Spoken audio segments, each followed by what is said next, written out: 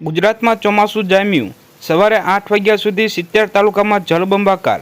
તો ગુજરાતમાં છેલ્લા 4 દિવસથી વરસાદી માહોલ જામ્યો છે। તો ગુજરાતમાં ભારે વરસાદની શક્યતા। આવતા 48 કલાક દરમિયાન સૌરાષ્ટ્રના મોટાભાગના વિસ્તારમાં વરસાદની શક્યતા। તો છૂટાછવાયા વિસ્તારમાં ભારે વરસાદની શક્યતા। તો એકલ દોકલ જગ્યાએ અતિ ભારે વરસાદની શક્યતા, જેમાં પશ્ચિમ સૌરાષ્ટ્ર, દક્ષિણ પશ્ચિમ સૌરાષ્ટ્ર અને મધ્ય સૌરાષ્ટ્ર જેમ જૂનાગઢ, પોરબંદર, ગીર સોમનાથ, જામનગર, દ્વારકા, રાજકોટ, અમરેલીના કોઈપણ વિસ્તારમાં ભારે વરસાદની શક્યતા।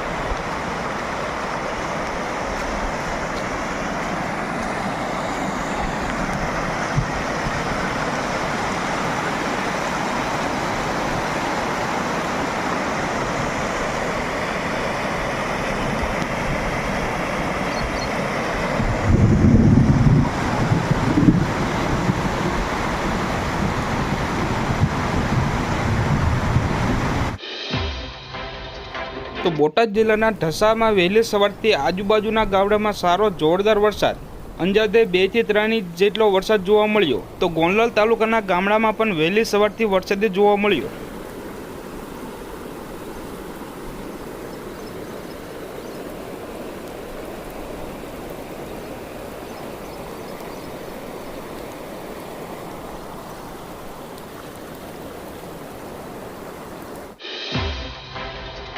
તો આજે રાજકોટ સહિત સૌરાષ્ટ્રના તમામ જિલ્લામાં ગાજવીજ સાથે વરસાદની સંભાવના।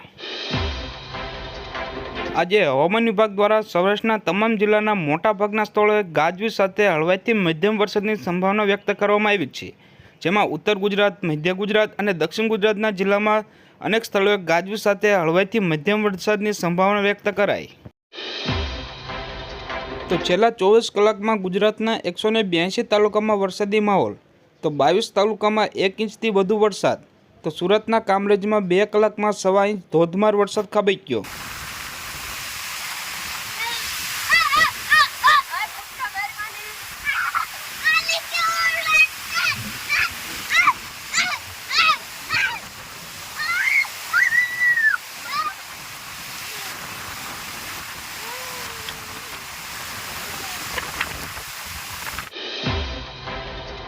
તો હવામાન વિભાગની આગાહી અનુસાર આગામી 7 દિવસ રાજ્યના કેટલાક વિસ્તારમાં ભારેથી અતિ ભારે વરસાદની આગાહી સાથે યલો એલર્ટ જાહેર કરવામાં આવ્યું। તો હાલમાં ઉત્તર પૂર્વ અરબ સાગરમાં સાયક્લોનિક સર્ક્યુલેશન સર્જાયું છે। હવામાન વિભાગની આગાહી અનુસાર આજે રાજ્યના 9 જિલ્લામાં ભારે વરસાદનું અનુમાન। તો સૌરાષ્ટ્ર અને દક્ષિણ ગુજરાતના કોસ્ટલ એરિયામાં ભારે વરસાદનું અનુમાન।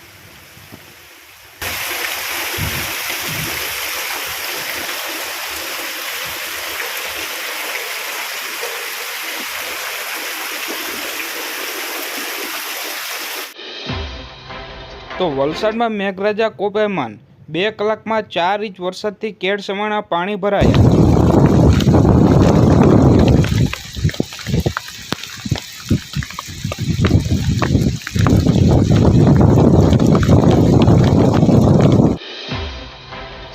તો ગુજરાતમાં છેલ્લા 4 દિવસથી વરસાદી માહોલ જામ્યો।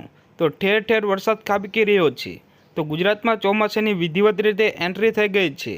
તો ક્યાંક 1 ઇંચ તો ક્યાંક 4 ઇંચ સુધીનો વરસાદ જોવા મળ્યો। તો હાલ લેટેસ્ટ આંકડા મુજબ ગુજરાતના વલસાડમાં સૌથી વધુ 4 ઇંચ વરસાદ જોવા મળ્યો। તો જળબંબાકારની સ્થિતિ સર્જાઈ।